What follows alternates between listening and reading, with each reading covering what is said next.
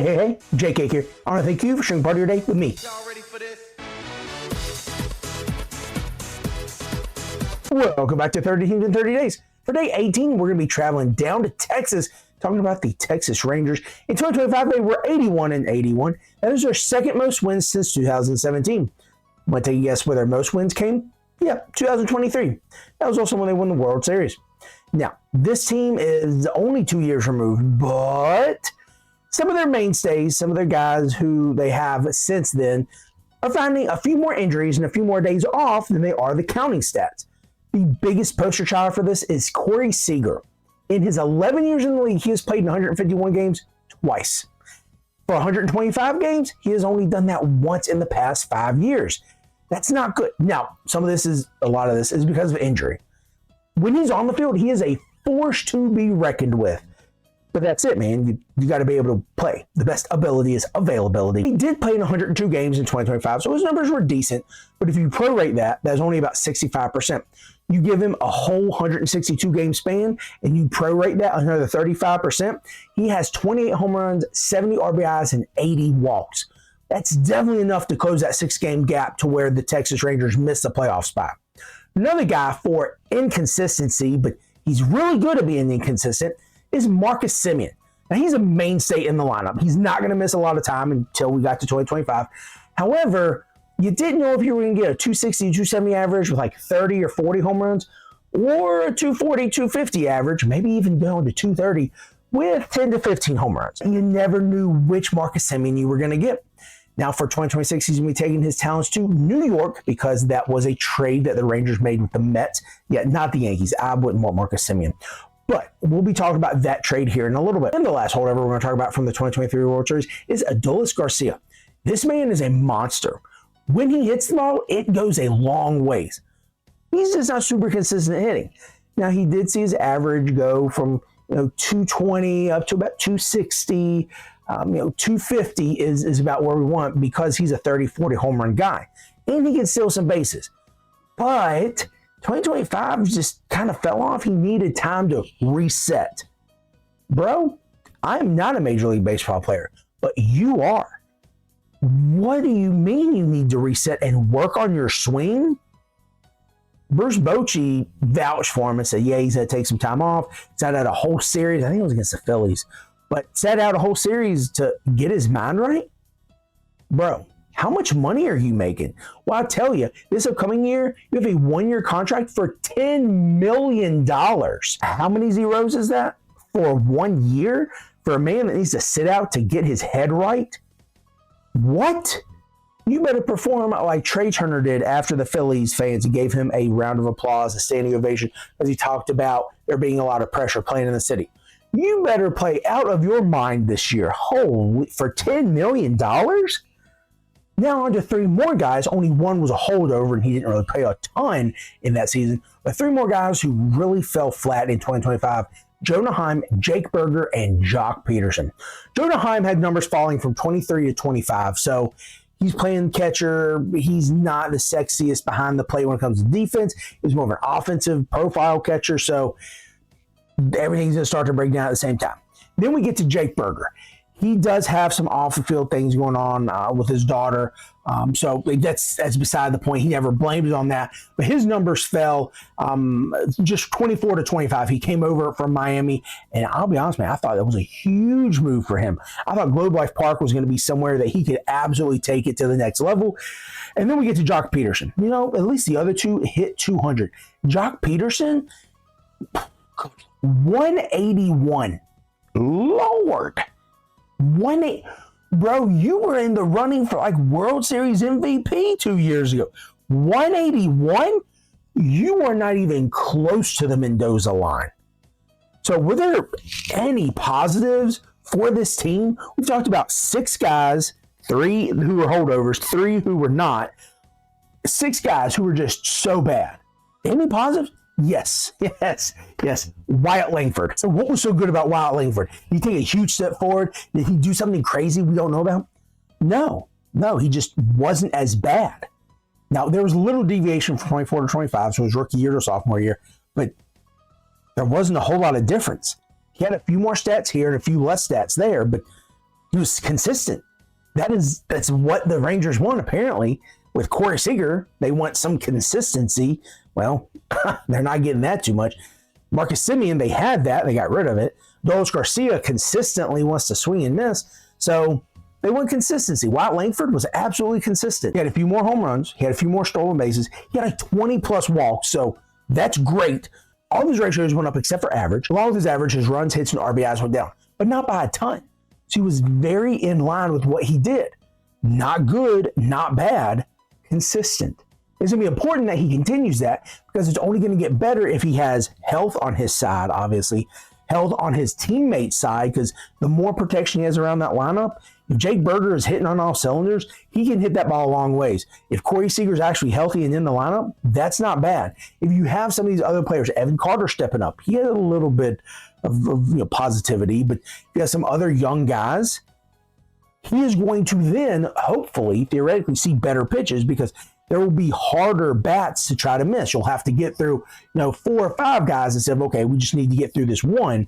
So, again, the protection in the lineup could be huge for him. We mentioned Evan Carter not too long ago, and he has consistently, there's that word again, improved himself over the last 3 years, playing about 20 more games every year from 23 to 25. His numbers did follow about that pace, except stolen bases. 23 and 24, he only had 2 each year. 25, he had 14. Now, let's not turn into a one-trick pony there, Evan Carter. It's going to be vital for him to develop the power. It's going to be important for him to develop different parts of his game. Something else that stood out to me, at least, in 2025 was that he did play about 20 more games, just like he played in 20 more games in 23 and 24. But in those 20 extra games, so around 60, he struck out with 50 more at-bats 2 less times. So that's telling me the productive outs, the get the ball into play, move some people around, make people make plays. There could be that bad throw. Abraham Toro overthrew first base Josh Naylor for USA Canada. That allowed us to score 2 more runs. Ended up being the winning runs, right? Another young guy who played well in 2023 and has slacked off or not been as consistent is Josh Jung. I know it's young, but we're going to call him Jung. He did have a phenomenal 2023, or at least compared to his 2024 and 2025 numbers. He did get hurt in 2024, didn't really play too much because he's Keystone, man. He is going to be getting a ton of stuff at that hot corner, but couldn't really do it. There was a super utility man in Josh Smith who was able to move around, but in 2025, he was back. He was ripping and raring to go.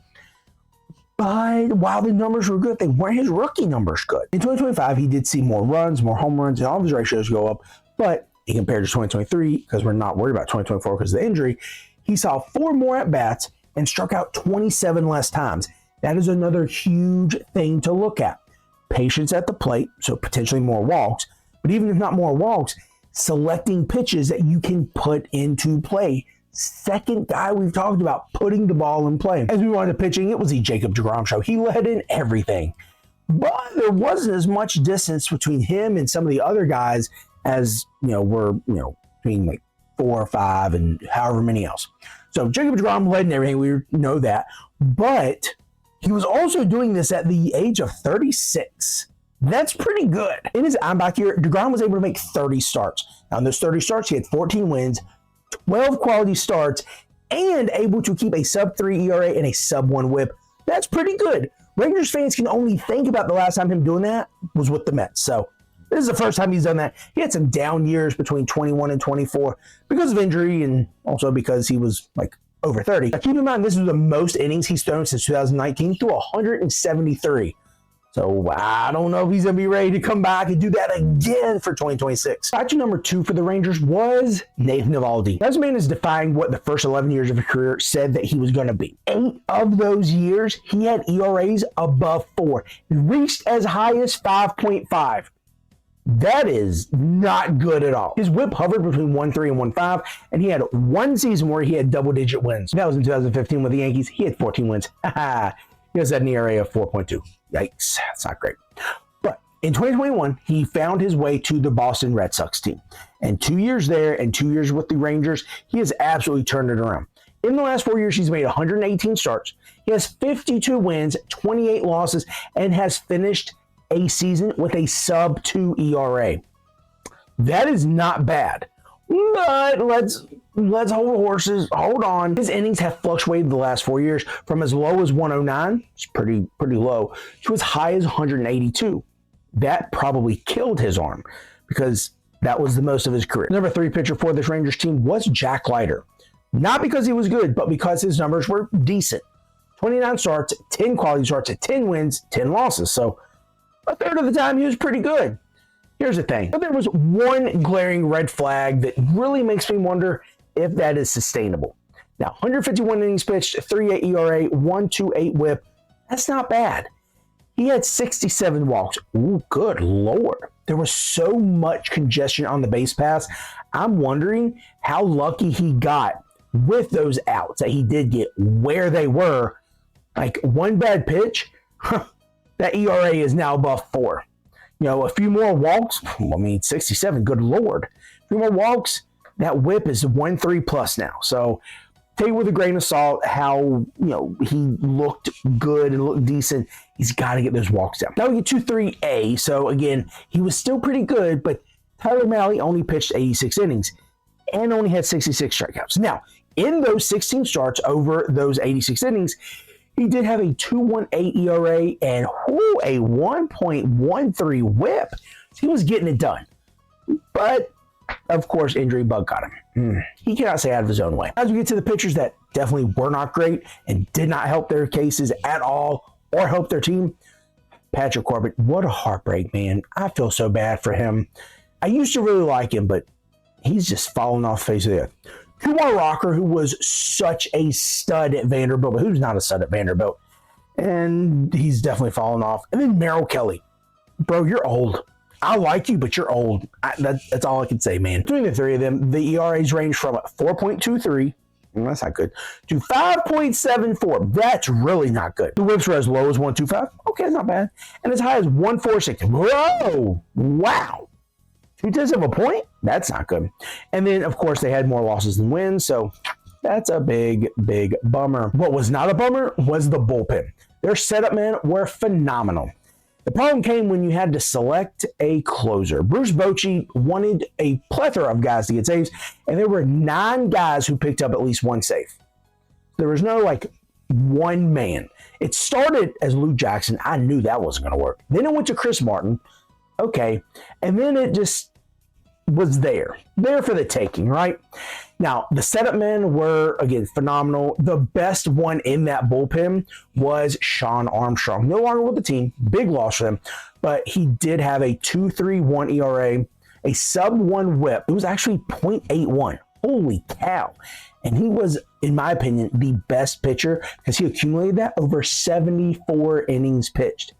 That is not easy to do. Moving on to the prospects, there's one guy in the top 100, but he's pretty high, like top 5 high, Sebastian Walcott. He has been praised and argued as one of the best prospects to come out of the Bahamas, and he profiles as a pretty good hitter who has good speed, who can hit the ball well, and has moved all the way through Double-A. However, because there's always a however, in his very first fall Arizona League game, he tore his UCL. Ooh, that stinks. He elected not to have Tommy John and instead have the internal brace, so he will be at the first half of 2026. The Rangers hope that he can get back, and everyone else hopes he can get back because he needs to work on his defense. He made 24 errors in 88 games. Ooh, that's a lot. As new to the fantasy assets, Corey Seager. It's going to be tough to have him because he's going to miss time, but make sure you have a backup shortstop, okay? Also, Wyatt Langford, man, if he continues to trend as he does, being consistent, having some health around him, he will continue to be great. Brandon Nimmo, someone you need to have. He is consistent. He did have one down year 2 years ago, but he is constantly giving some stolen bases, getting a lot of walks, putting the ball in play, even if they're productive outs. Going a little deeper, Evan Carter, Jake Berger, Josh Jung, I know it's young, and potentially Josh Smith. All those guys will be productive in their own services. Evan Carter is going to have to play more games. Berger is going to have to hit that ball like he was in Miami, because everyone was talking about him in Miami. As a third baseman, obviously he's moving over to first now because they got someone over there at third in Jung.